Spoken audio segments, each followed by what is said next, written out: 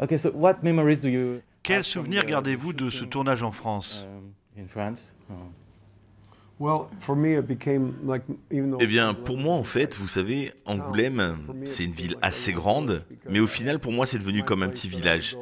J'avais mon coin pour prendre mon petit déjeuner, celui pour acheter mes pâtisseries, mon pain, pour manger un steak, boire un verre, boire un autre verre, acheter du vin, me faire masser. Et puis on avait ces bicyclettes. J'ai adoré me balader partout la nuit avec ces vélos électriques, parce que j'avais pas trop envie de pédaler dans les montées à la fin de la journée. Juste flâner autour de la ville, voir la beauté de ces terres plongeantes. Cette ville est parfaitement construite pour que la pluie glisse sur elle. C'était magnifique de voir cette ville scintiller sous la pluie et voir la manière dont les gens agitent leurs parapluies. D'autres souvenirs d'Angoulême? Personnellement, la plupart de mes souvenirs concernent plutôt les chiens, particulièrement sur les longues journées de tournage. On savait qu'on allait avoir beaucoup de travail, car franchement, on avait au moins un chien sur chaque décor, et ça faisait beaucoup. C'était impossible de résister, hein. Ils venaient de partout, partout.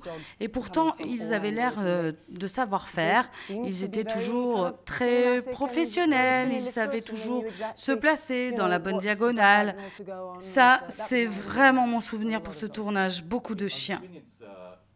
À l'écran, tout est toujours parfait, mais sur le tournage, comment vit-on cette méticulosité, cette précision? C'est dur, c'est très dur, c'est très compliqué d'obtenir cette perfection. Quand vous regardez ça, ça paraît torturé, tout doit être si parfait, la caméra, le moindre mouvement, la moindre entrée ou sortie doit être parfaite. Et on se dit, allez, on la refait encore et encore et encore jusqu'à ce que ça soit parfait. Et d'un coup, vous voyez l'étincelle se produire et vous dites, waouh, si on s'était satisfait de la 3e ou la 8e prise, on n'aurait jamais pu voir ce qu'on voit là, à la 17e. Alors c'est passionnant. Wes est vraiment, une fois que vous avez confiance et que vous avez compris la totale dévotion que Wes porte à ses choix de cadrage, l'écran est roi en fait, et tout doit être exactement comme il l'a visualisé. Il peut y avoir des modifications ou des choses auxquelles il n'a pas pensé, mais d'abord, vous devez le faire comme il a imaginé depuis 2 ans.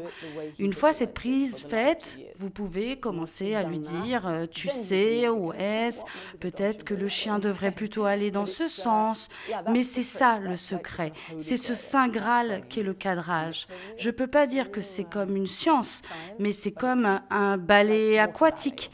On doit tous travailler ensemble pour obtenir ce résultat, c'est fascinant. Bill, you're the editor-in-chief. Bill, vous êtes le rédacteur en chef dans ce film. Vous sentiez-vous un peu comme le patron dans ce casting?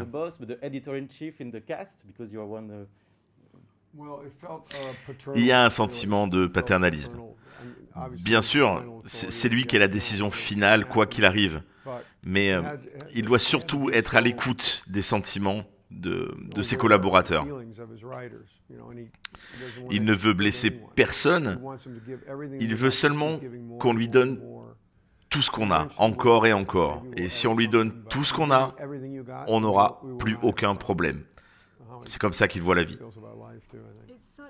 C'est un portrait magnifique parce qu'il est d'un amour inconditionnel. Et tu as raison, il est totalement paternel, mais de la meilleure des façons. Genre, ouvrez-vous à moi. Qu'est-ce qu'il dit déjà ? Ah oui, assure-toi que c'est bien ce que tu veux dire. En sous-entendu, rien de ce que tu diras ne me choquera tant que tu es sincère. Quel est votre mot préféré en français? Bouleversé. Chaume. Les chaumes. Depuis la première fois où j'ai entendu ce mot, c'est resté bloqué dans ma tête. C'est très visuel pour moi. Je vois les gens de tous les jours, hein, les gens en train de faucher les champs. Thank you very much. Thank you. Thank you.